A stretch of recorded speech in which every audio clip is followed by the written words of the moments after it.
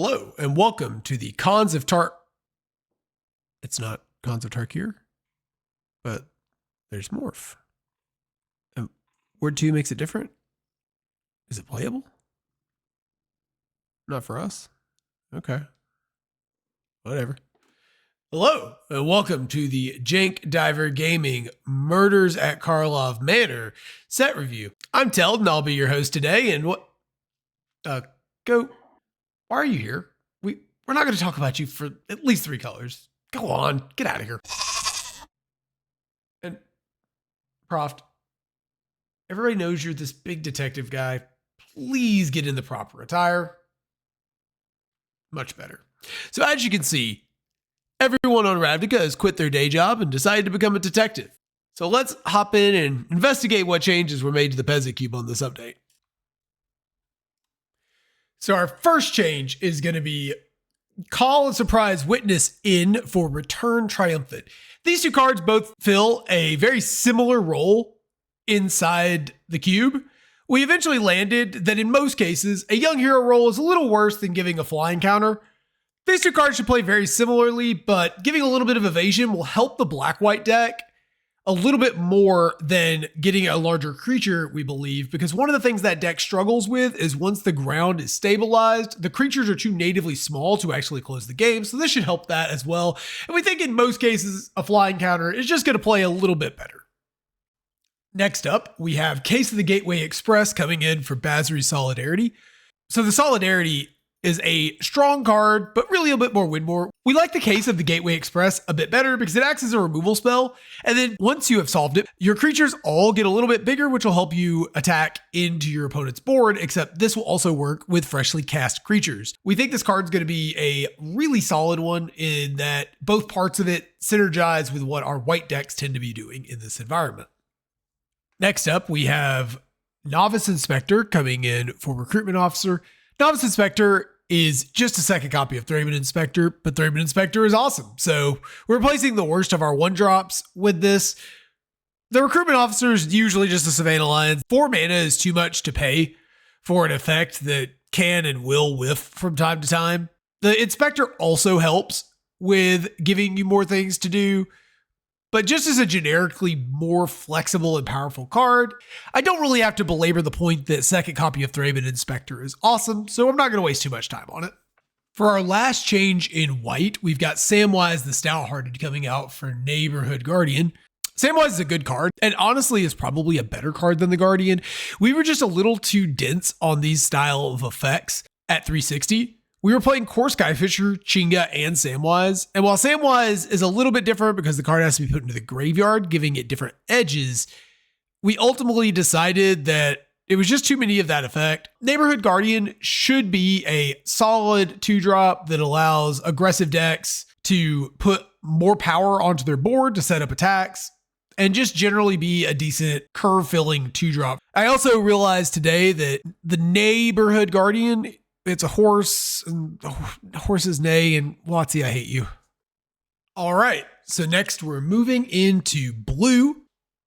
Where are the Pinchy? What are you doing here? Where are the blue cards? There weren't any in the entire set. They could make the Peasant Cube? No.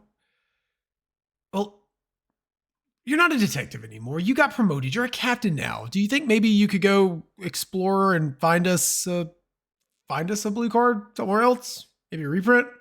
Something?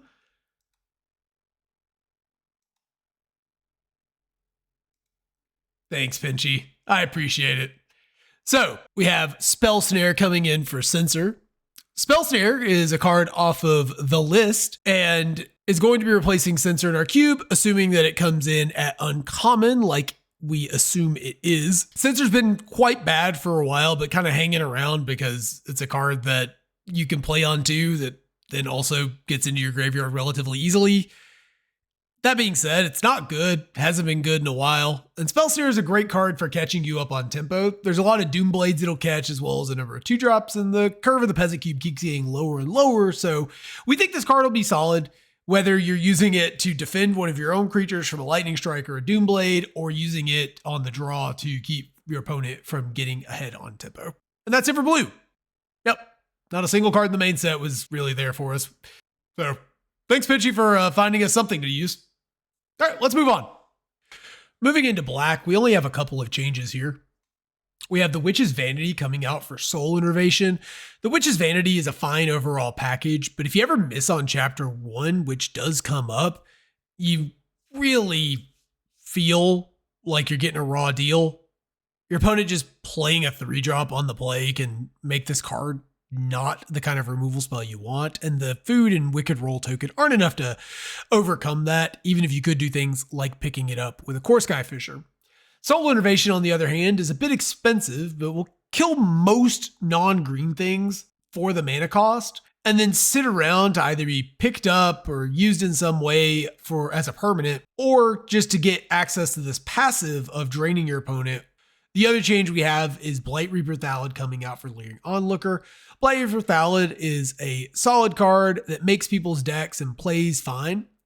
That being said, having to spend that extra mana while it's on the board to get the actual value of this not being a bear is a bit of a cost, and it opens you up to getting blown out if your opponent ever has any mana available. Leering Onlooker, on the other hand, is just a fine stat line. One power worth of flying will be able to chip in damage for a few turns. It's got 3 toughness, which makes it a reasonable blocker. And once it dies, or you mill over it, or you discard it, you're going to have something sitting in your graveyard that can give you a little bit of extra value or trigger something like Soul Innervation. Next up, we'll be covering red. The first card we have is Light Up the Stage, coming out for a convenient target. Light Up the Stage has been in the cube for a very long time and is still a solid card that sees a good amount of play. But we also have Ren's Resolve and a number of other card advantage effects laying around that we didn't feel like this card was as necessary as it used to be. And Convenient Target was a very interesting card. We're excited to see what the play patterns on this card look like, whether you give your creature menace, keep your opponent from blocking, do you discard it and buy it back? We're trying this in both the unrestricted and this Peasant cube, so that way we can get maximum exposure to it. We were really excited by this one, even though we are usually pretty down on these sort of damage dealing auras. The being able to buy this back does kind of help red with one of its issues of not having enough ways to spend mana later into the game, which is true in both cubes. So this card should be good as a 1-mana aura, and then hopefully give you a little bit of grind later in the game if your opponent hasn't gummed up the board too badly. Next up, we have Reinforced Ronin coming out for... Where's my goat? There he is. So as you can see, this is a new 1-drop for us, and it's a goat nobody will notice that. And anyways, we expect that this goat with no other creature types will be a solid creature for us. Early into the game, the haste plus menace combo will allow it to chip in a few points of damage before your opponent starts gumming up the board, and being able to pass that off to a creature with combat keywords or just a large stat line should be good for a little bit of extra value out of your aggressive 1-drop. There's also a number of ways to take advantage of the body in this cube afterwards. A lot of them are located in black, but there are some of them across a number of colors. We don't expect the world from this one, and we kind of wonder how good it'll actually be, but we definitely want to test it. We think this is a pretty interesting card. All right, next up, we have Axiom Engraver coming out for Reckless Detective. We had placed the Engraver as a less aggressive 2-drop in our red section, but it just turns out red is not interested in a low aggression 2-drop that rummages. So we're bringing in the Detective, who should be a more aggressively slanted version of this effect, able to rummage when you attack to turn it into a 2/3, which you'll want to do pretty frequently. You can also sack artifacts, which there aren't explicit artifact synergies in this cube, but it's not too hard to configure situations in which this card is able to draw you an extra card or two.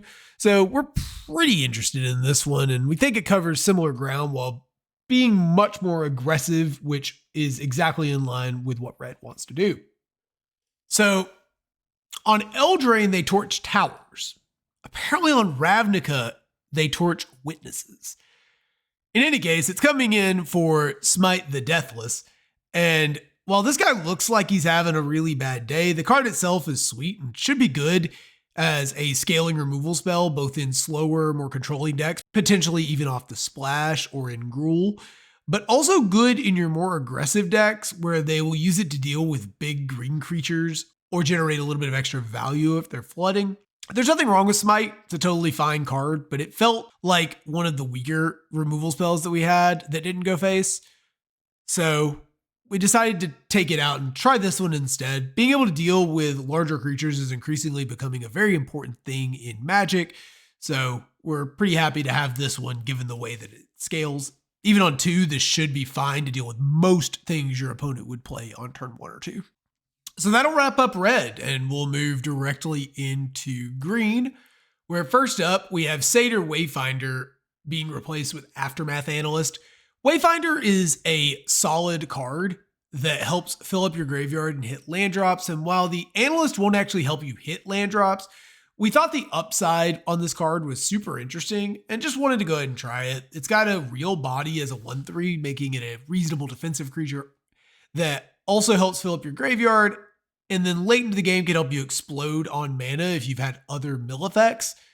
Wayfinder probably has a more consistent play pattern, but we thought the Analyst was too cool not to at least try.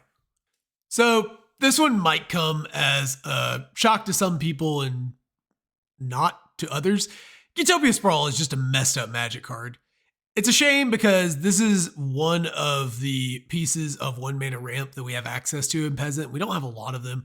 The art on this card is sweet. It's a fun card to play, but it's just really silly. The card doesn't actually cost any mana after the first turn or 2, because once you have another green source in play, you put it on the forest and then can immediately tap the Utopia Sprawl for an extra mana that you use to cast it in the first place. There's a reason I call this card Birds of Paradise with haste.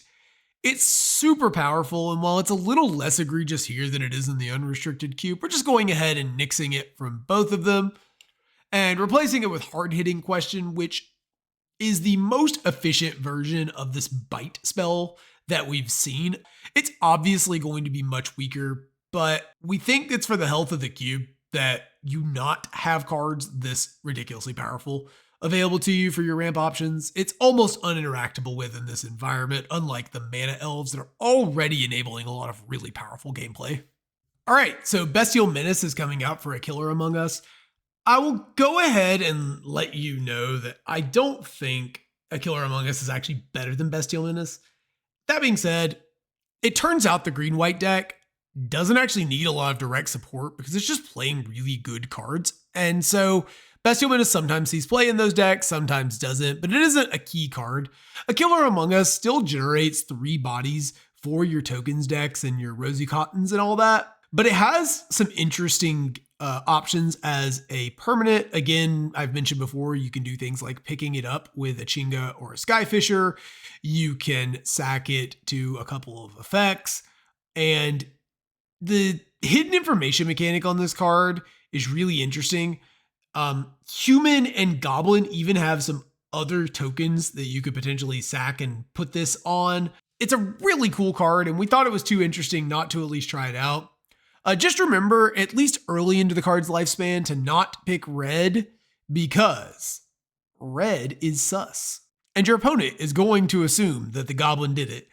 Perhaps later into the card's lifespan, once people know that red sus is the level 1 play, putting it onto the Goblin will make more sense because people are going to assume it's not the Goblin. But then we end up in a bit of a Princess Bride situation where obviously I cannot drink the wine in front of me, but also I cannot choose the wine in front of you. So we'll see how this card plays. I hope it's good, even if I'm not expecting a ton out of it.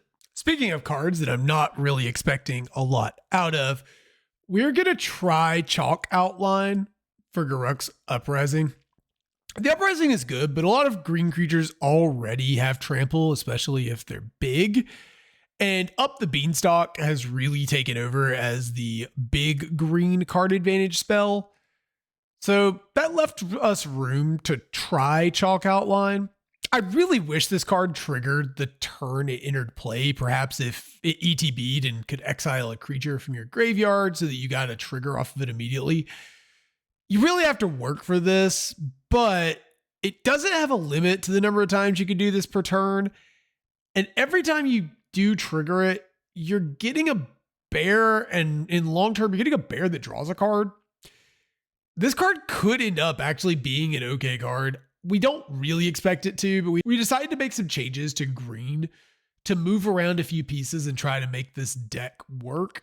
Nothing too crazy, but just swapping some cards that we thought were of similar power level to kind of nudge this card in the direction of playable, which I'm going to talk about now. So for the first of these changes, we have Vessel of Nascency coming out for Binding of the Titans. We thought these cards were relatively similar.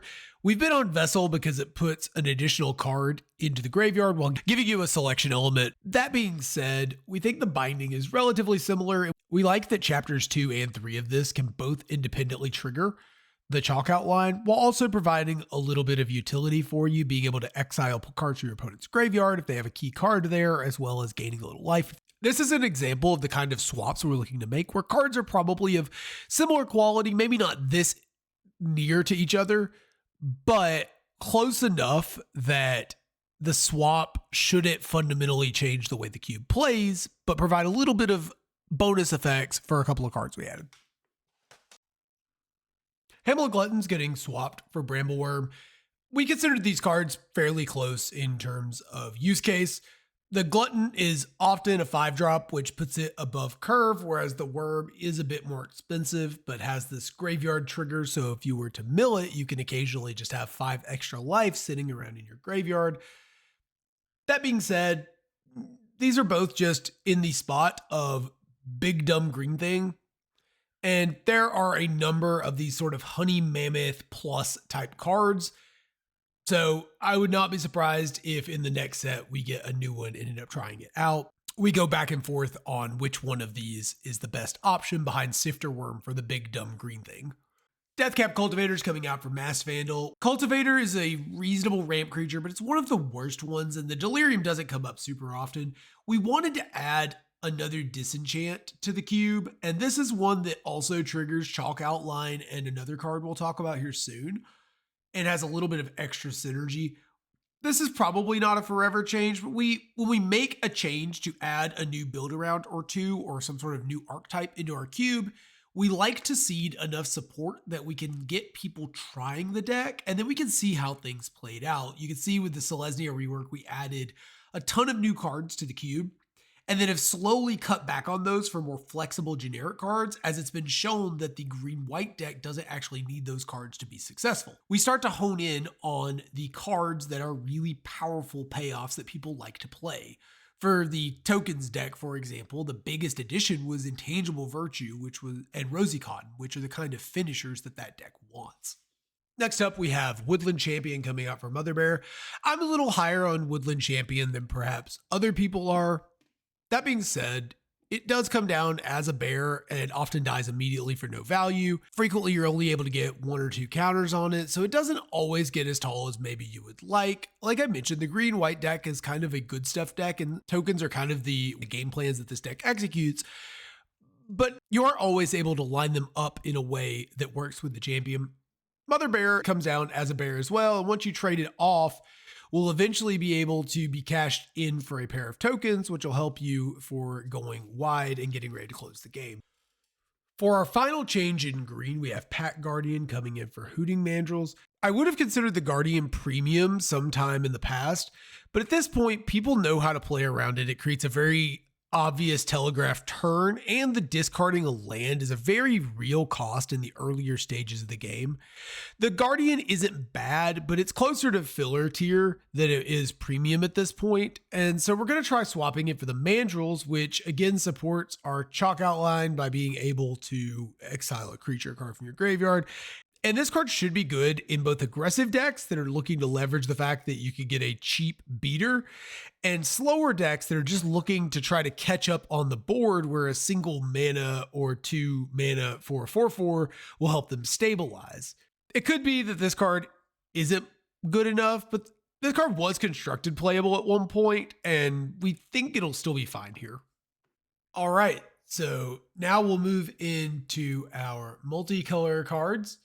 Starting with this one. Pour one out for the boy. He is setting off into the sunset, joining the prestigious League of Peasant Power, where he will get to play with cards like Sir Conrad and Abiding Grace. Coming in his place is forever staple Lightning Helix, finally on the client at uncommon.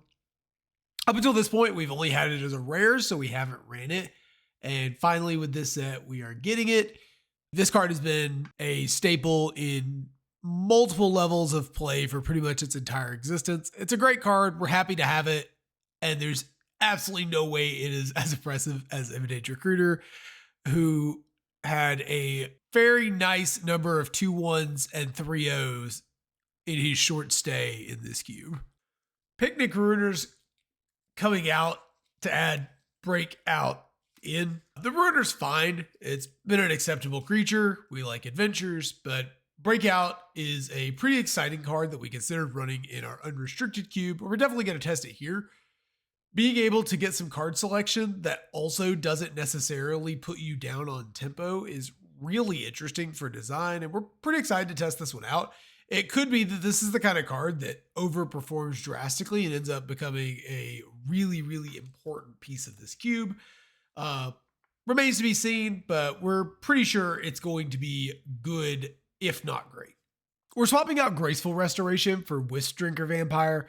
The Restoration is a really cool card that kind of highlighted the initial update along with Breathless Night for our Black-White section. And being able to return 2 creatures with power 2 or less to the graveyard is a really cool effect. That being said, it's also a little unnecessary given the density of reanimation effects that we've gotten in our monocolored sections that are all pretty good. The Vampire should help our Black-White decks actually close the game. I've mentioned before that sometimes they struggle to deal the last few points of damage once the ground is clogged up, and this card both attacks in the air to give you an evasive threat while also giving you extra pings. I doubt the activate ability is going to come up super often, but it is on the card, and so it will come up some percentage of the time. And perhaps even the threat of activation will impact how your opponent is able to block. We're pretty excited to try this one. I think the Black-White deck got a couple of tools to help it with one of its biggest weaknesses in this update. And it's one of my favorite decks to draft, so I'm excited to try that. Next up is a change that I'm pretty certain is going to be contentious. We're swapping Binding the Old Gods for Insidious Roots. Binding is an excellent card in this environment. It's a great catch-all that also generates value, accelerates you, and can occasionally even give you really good attacks. It's not coming out because it's too weak, but the other cards in the Golgari section are Spider Spawning, which is an untouchable build around, and then Gingerbread Hunter and Akawali, both of which we think have been interesting cards to see in play and contribute in their own way towards Green-Black's identity in a way that the Binding doesn't necessarily. Gingerbread Hunter is probably the closest card for this card, but we do like that it being a creature that also triggers up the Beanstalk is really nice. If you're able to recur it, you can reuse the adventure which comes up. And there's a number of other little edges that we really liked and wanted to keep playing around with. So we're sitting the card that's been around in this cube for quite a while. Insidious Roots is a really interesting card. You won't always have creature tokens around, but if you're able to use this first line of text for mana with any regularity, it should be a pretty powerful mana acceleration.